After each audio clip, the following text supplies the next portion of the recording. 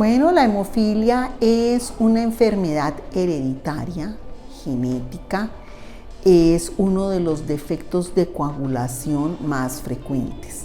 Consiste en la deficiencia de uno de los muchos factores de coagulación, específicamente el factor 8, y se puede manifestar a cualquier edad de la vida. La edad a la cual se puede manifestar va a depender de la gravedad de la enfermedad, es decir, de qué tan deficiente sea la persona. La padecen hombres y mujeres.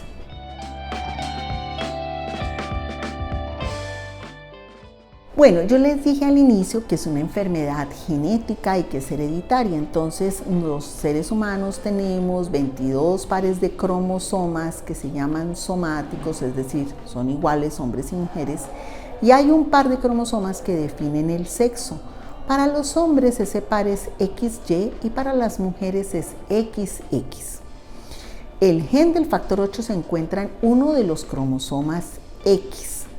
Entonces, si una persona solo tiene un X y ese gen tiene el defecto, el otro, que es el Y, no le puede compensar. En las mujeres, si uno de los cromosomas tiene el gen afectado, el otro X en teoría lo puede ayudar a compensar. Entonces, por eso antes había un poco el tabú de que las mujeres no pueden padecer hemofilia. Bueno, pero yo les dije que la hemofilia es una enfermedad en donde hay una deficiencia de uno de los muchos factores de coagulación, específicamente el factor 8. Ese factor se codifica en un gen del cromosoma X. Si las personas tienen menos de 40% de actividad del factor 8, tienen hemofilia. Si tienen más de 40% de actividad, no tienen hemofilia, pero en el caso de las mujeres pueden tener el gen, pueden no ser deficientes, es decir, portan la enfermedad. Entonces, por eso ahí puede estar la condición de tabú. En los varones no tienen sino una X, tienen enfermo el gen, tienen la enfermedad.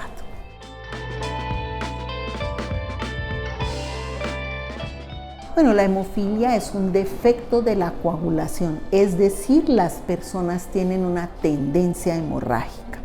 Las manifestaciones se pueden dar desde pequeños, si la enfermedad es grave, es decir, tienen menos del 1% de actividad del factor, esos bebés en cuanto empiezan a gatear o si tienen un trauma, un golpe pequeño o si les canalizaron una vena y tienen una enfermedad grave, muy pronto van a tener manifestaciones de la enfermedad. Si las personas tienen enfermedad moderada, es decir, entre 1 y 5, también se puede dar en la primera infancia ante un trauma, un golpe, una caída o un evento un evento odontológico. Se les hace alguna manipulación de salud oral y ahí se pueden dar cuenta. Los leves, es decir, aquellos que tienen entre 5 y 40 de actividad del factor, como usted ve, el rango es muy amplio. Entonces, en la medida en que están más cerca de 5 van a hacer manifestaciones más tempranas y en la medida en que están más cerca de 40 pueden no tener manifestaciones en la infancia, sino en la adultez. Por ejemplo, ante un evento quirúrgico o porque le sacaron exodoncia, una muelita, o sea, les hicieron una exodoncia. ¿Qué es importante de esto? Se dice que el 70%, es decir, 7 de cada 10 personas tienen antecedentes familiares.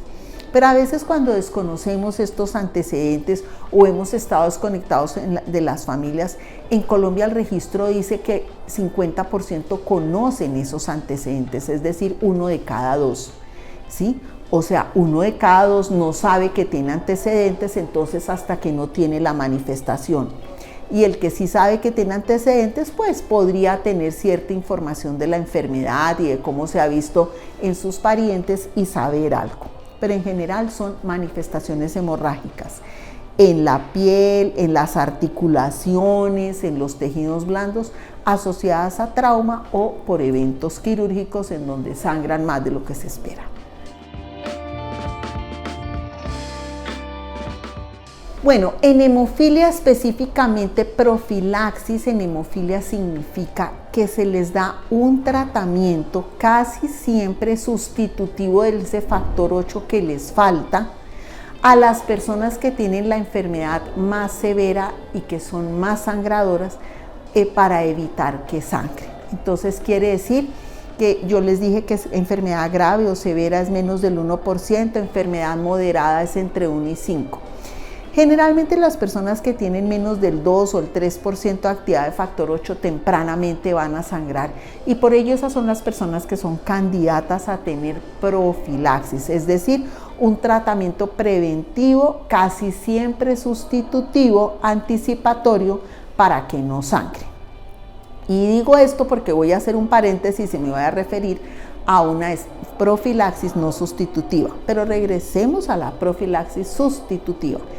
En el caso de hemofilia A es factor 8, en el caso de hemofilia B es factor 9, y esa profilaxis es una sustitución del factor 8 o factor 9 en forma de medicamento con una frecuencia o irregularidad, o sea, cada ciertos días de una forma permanente, para mantener unos niveles de factor 8 por encima, usualmente del 3-5%, para que los niños, usualmente, esto es en niños, no sangren. También se hace en adultos que tienen ya una vida activa importante, que son profesionales, que son técnicos, que elaboran y que tienen cierto riesgo. Se inició hace muchos años en este país, desde más o menos el año 2002 tenemos los primeros niños en profilaxis, y hoy en día nosotros tenemos una cultura de darle profilaxis a nuestros pacientes. Frente a la terapia no sustitutiva, recientemente, en los últimos 4 años, se aprobó un medicamento inicialmente para personas con inhibidores, pero ya actualmente tiene aprobación para personas sin inhibidores, y es un simulador del factor 8. Es específicamente para hemofilia A y no es una sustitución directa del factor 8 deficiente, sino algo que simula ser el factor 8 y genera que se forme el coágulo, es decir, no haya evento hemorrágico. Es una forma diferente, pero es una forma de profilaxis, y ya tenemos en Colombia algunos pacientes con hemofilia A sin inhibidores en este tipo de profilaxis.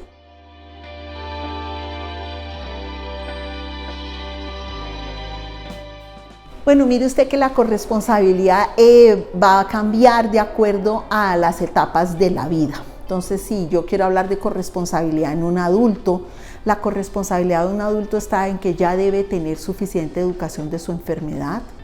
Si tiene una enfermedad grave o moderada y está en profilaxis, debe tener cumplimiento de su profilaxis, debe saber en qué consiste la profilaxis, en qué momento se la aplica, para qué actividades se la aplica, debe conocer cuáles son las actividades de riesgo que le pueden dar sangrado y para las cuales él debe tener en cuenta la profilaxis.